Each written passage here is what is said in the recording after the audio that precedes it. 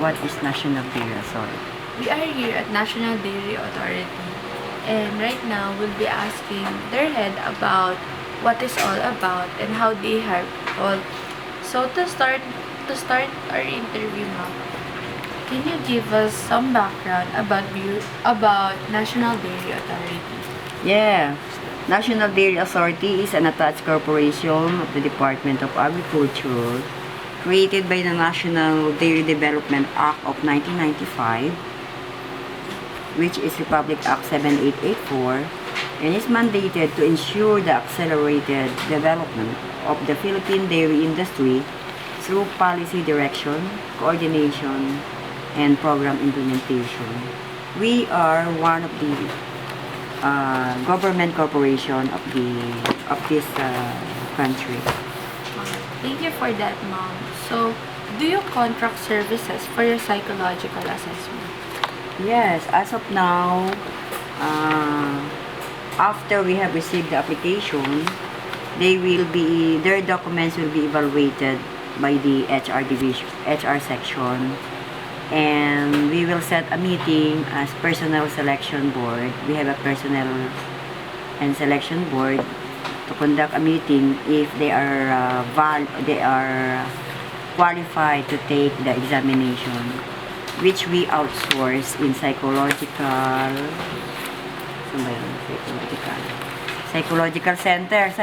center, yes. Okay. Ma'am, how do you assess applicants? It is the personnel and selection board who assess the applicants. It is composed of the deputy administrator, manager admin and finance, the manager of the planning division, manager of the operation department, and we as personnel. The personnel section is act as the secretariat. Okay. Do you develop your own test, Ma'am, or are you using some tests in conducting of assessment for the applicants? No, actually, since we outsource the examination, their examination process is independent from our examination here. We don't conduct an examination here. It is outsourced from psychological center. Yeah, we are paying them on a per head basis.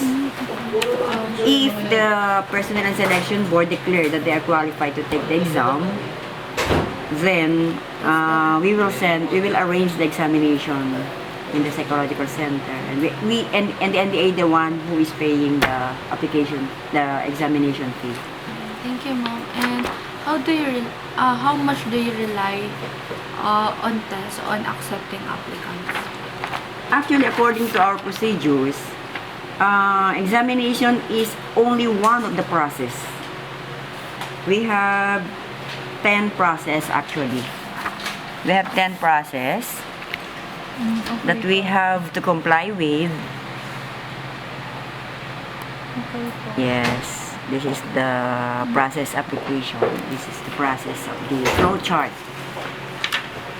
So, an examination, this is the process. Number one, we have to check the completeness and review of required attachment. Dito yon sa HR yon. Sa HR. Okay po. Ngayon, yung completeness na yan, kailangan yan ay meron siyang NBI clearance. Nasaan yun, Grace? Yung NBI clearance? Yung requirement? Meron kaming requirement na sinasubmit. This one. Kailangan kumpleto. Letter of application, stating position, applying for, resume, electronic personal data sheet. Yun yung PDS. Okay. Report of rating, board rating, bar rating, certificate of eligibility, transcript of records, employment certificates with performance rating, authenticated birth certificate, marriage certificate with original for married female applicants, and clearances from NBI, police clearance, barangay clearance. If this requirement is not complete, we are not receiving their application. They have to comply with all the requirement complete. Next. Okay, thank you, Mom. And to end our interview, we just want to know that on how you safeguard your materials. how we safeguard the materials in employment, Like the results po. the results. Opo. In the test question. Meron, akin na nga yung isang ano doon, bundle. Dear, may isang bundle nung lahat ng applicant, ng mga applicants. Mga staff ko yun. Masyadong, yung kasi pagpunta nyo rito, how we capacitated ourselves. We attended the training. Since this is a government corporation, added to that. Dito mo nalang i-focus. Yan. This is how, these are one of those bundles and bulk of applicants that we received. Before we presented it to PSB, we have to bind it this way. And included here, applicants are summary, of course, our job description. We have a job description approved by the Civil Service Commission. Okay, focus mo dyan. Ayan. By name. Then, the PDS is like this. They have two personal data sheet. Then, this is the psychological. They have to be certified. They submitted their certificates, their diplomas.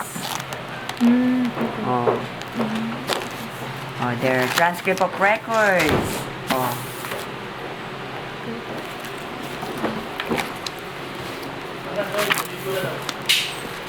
How we secure it? We secure it by binding all the documents per person. And we file it there. Then, we have a minutes of the meeting. Like this. Okay po. Yes, by date. Yan. Sample. Yes po. Yan. Diba?